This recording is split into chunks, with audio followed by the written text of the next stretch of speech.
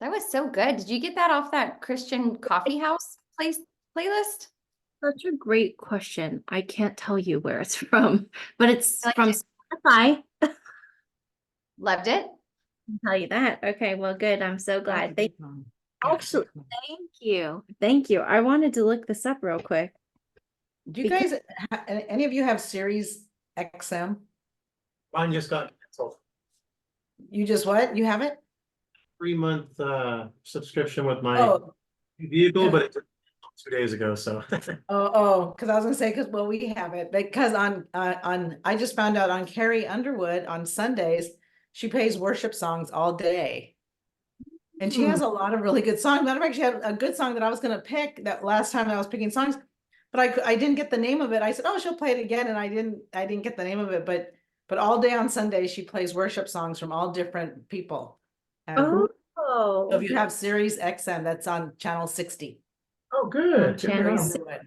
Yeah, Good to know. yeah. Channel 60. I know that if you have XM, you can get it on your smart TV too. You can Oh, log. yeah. Yeah. Yeah. Anyway, um, thank you for sharing that. That's good to know. Any of you, mom might have it in her newer car. Um, Joe's post is this morning? When did you post this? Your morning.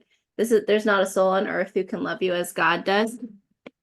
It's kind of, I don't really have something planned out for today, just other than where my thoughts have been this week. And so that's what I figured I would share that a little bit. It's really just because of this book of Revelation, really understanding that the apocalyptic style of writing is not about an apocalypse per se, It's so huge to me to understand that God is in the small moment as much as he is in, like the song says, I can't comprehend how you'd, I don't know, something about hold all the earth and the whole universe and still care about my hurts. I it's so amazing to me how God is all of this and this at the same time. It blows my mind. Anyway, and I think it was maybe this week, maybe last, and I had said, "Hey Joe, how's this person?" They crossed my mind, and her response was, "It's just you just kind of reminded me, not reminded me. I don't know what word you actually used, but it was just kind of this moment of observation how everyone is going through something at the same time, all different kinds of things. And each person is experiencing, really hard, stressful, scary things, as well as like joy and good things all in the same moment. It just does kind of blow my mind. And that's just how it's been all week for me. Thinking about God being so fully in every moment and taking time to ponder that. And we have some new neighbors, an opossum and a little vole. Today I saw, I don't know, I can't figure out what he was. Maybe a young hawk that landed on the fence right here, or a sickly looking. I can't tell if he was young and just, it's spring, you're looking kind of tore up, buddy, or have you eaten poison? I couldn't really tell what was going on, but I just kind of I love to take moments when I can to ponder, just ponder God and his creation. And I guess get out of the system of being a human. The systems I think are really difficult for us to find God and ponder him. And God was able to pierce through the systems of his Jesus, was able to pierce through the systems of his time and just focus on the heart. Or maybe he's focusing fully on this person over here, this mission. And as he's walking, he feels the power leave from his cloak because the bleeding woman touched his cloak and was just hoping that maybe that would heal her. So, like to be fully present and focused on every detail at one time, what I'm able to see is absolutely overwhelming to me. It's absolutely it's exhausting. I think back to like Adam and Eve. We're We're not supposed to. We're not supposed to be able to see everything. And that was for our protection. And I can't even imagine how mad and sad and everything God felt. He felt everything at once when they ate the dang fruit. To feel everything at once is wildly heavy. And that's just my human perspective. So I like to pause and look at the things, marvel at the things he's made. And sometimes I can sit and marvel at the humans and just watch them. You ever like people watch?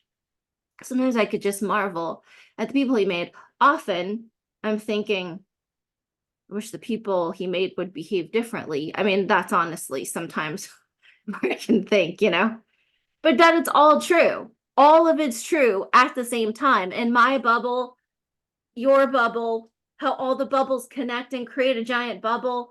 It's just, it's wild. It's wild, the power of God. And I'm so thankful that we're here. Honestly, I'm here temporarily. I don't know where I get to go after. I'm hoping that it's not a massive gamble and that I, messed up the gamble, took the wrong bet. But just, there's got to be something a little easier, a little more peaceful. So anyway, I was reading through just some different highlights I had this week. So Psalm 69, was it Psalm? Yeah, 69 was sticking out to me. And just what that was David, like, I am sinking here. And I don't even have enough energy to, like, each time I call for help, it takes more of my energy. My throat hurts. I don't have the power for this. And then he goes on, to say have you ever pondered who was David's parents? Not just his dad. Who was his mom? These are the weird things that so then I needed to read about his parents and his upbringing, which Psalm 69 completely made more sense at that time because he was persecuted by his friends, his family, everyone. He really did have some tough times. Anyway, in Psalm 69, I thought it was so interesting. I'm gonna just get my mind back there for 1 second. But he's like crying out to God. He's so sad. He's totally emotionally honest. Whoever said we're not supposed to be emotionally honest with God was a fool. And then the whole Western Christian organization or system seemed to believe it too, which was so sad. But he's just lamenting. He's saying how sad he is. And he's praying like, I know I can trust you. I know you love me. You're going to come to me. You're going to help me out. And then he goes in to say, they gave me poison, not food. And they gave me vinegar, not wine. Their tables are covered with blah, blah, blah. See, let them go blind. And their backs become weak. Show them how angry you are. Let them feel the things you can do with your anger. Like he's so hurt. And then he actually says in there, hold on, I'm so sorry. I should have just kept it up. I should have just shared it with you and read it. But then he says, after, tell them how mad you are. I hope they go weak. I hope they go blind kind of concept, And then in 29, he says, I'm sad and hurting, God. Lift me up and save me. And down in verse 33, is it? The Lord listens to poor, helpless people. It does not turn away from those who are in prison. Like all of these are true. And I guess I was just thinking about the massive truth that exists, both sweet and sour for individuals on a grand scale, a small scale, just like Apocalypse, man. What a perfect time to be in this book and to have this perspective on earth and people and see how David, he was so honest with God. And I just hope that everybody, we can all get to that point of being so honest with God and find the beauty in his truth, the amazing glory of him in that all of it's happening at the same time. And it's all true, not just the sweet, good, wonderful stuff. The sad, hard, awful stuff is too. And the power of God to be present with us all through all of it. It's amazing. Anyway, so I didn't have anything fancy to add, just my own perspectives and my own thoughts this week. the power of God. And I guess I hope that we all take moments, carve out moments to sit with the true awesomeness that he is. It's really like mind bending. So anyway, really what I just wanted to do is pray, and then we'll get to the next song, and I'll be quiet. How about it? If you don't mind. Joe, did you want somebody else to pray, or I'll just continue forward with my noisiness?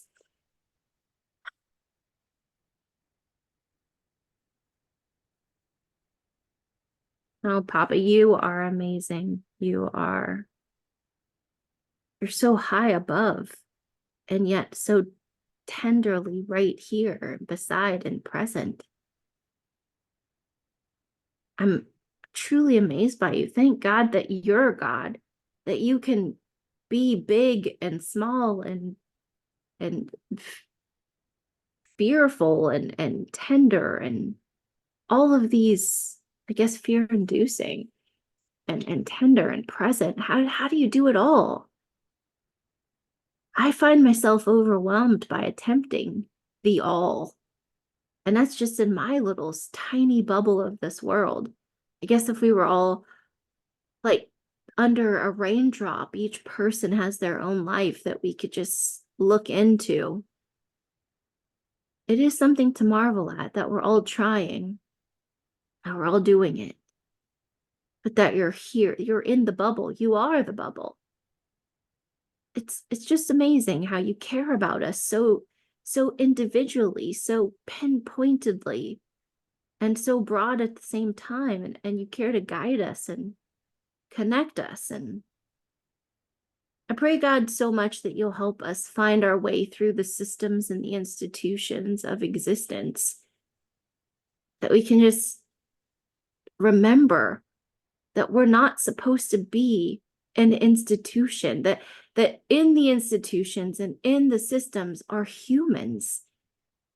And we need to remember that we're all humans. We need to try to find the human hearts trying to serve and uphold the systems, that everyone here is truly just a human who needs all the same stuff. We all need shelter and food and water. Every human alive needs those things to survive physically. And then, God, we all need the emotional stuff of love and emotional safety and emotional acceptance.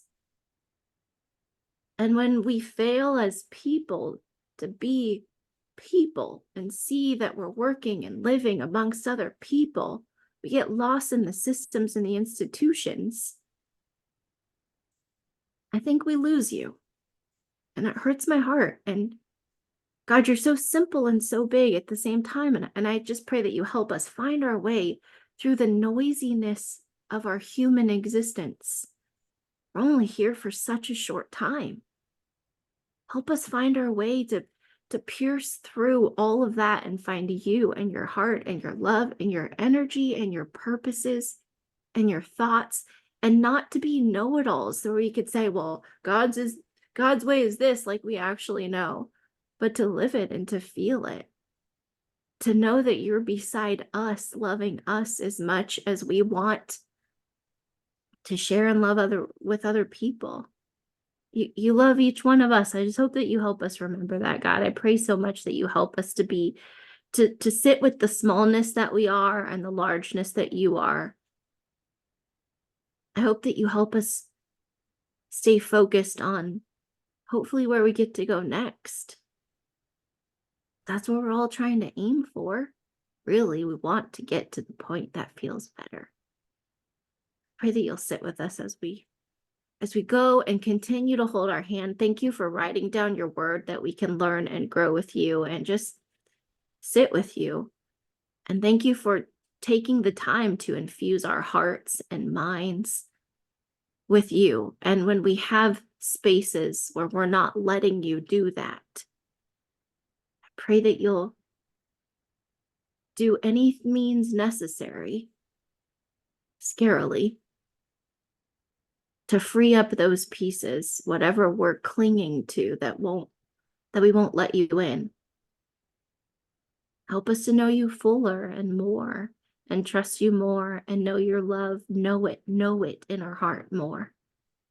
God, I just pray that you will be with us as we go through this, that you help us to remember that is the reason of your sacrifice. That is the reason of your life and your death, was to have more of us emptied so that more of you can go in, so we can stay connected to your life and remember why we do this and where we're trying to go next. Help us be really firm in you, God. In Jesus' name, I thank you and pray. Amen.